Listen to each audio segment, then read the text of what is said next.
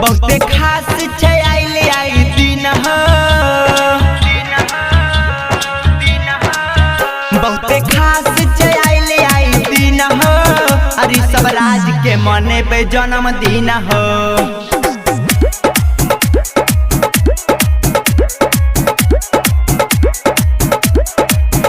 हमें कहे छिया एक दुई दिन हो, अरे सब राज के मनेबे जन्मदिन हो।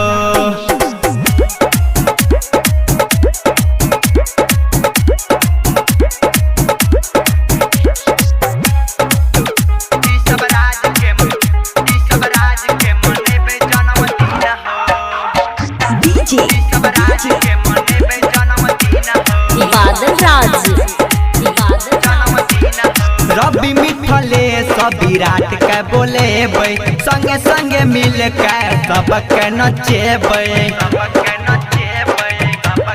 सुने छा रवि मिथले सब विराट के बोलेबै, संगे संगे मिल के सबके नचेबै।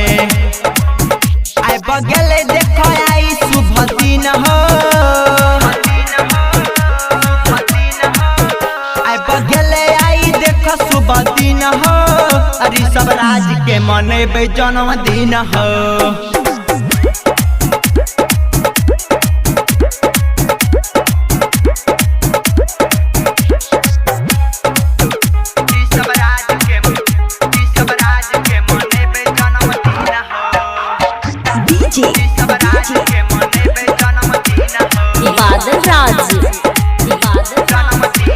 राइटर मिथलेश संगे मामा रवि अइतै, पापा विभास संगे अंकल के बजेतै।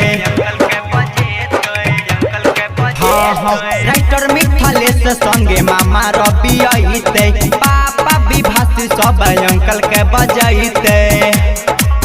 मम्मी लकैते बड़ा वाला केक यो, मम्मी लकैते बड़ा वाला केक यो, अरे सब राज के मनेते जन्मदिन हो।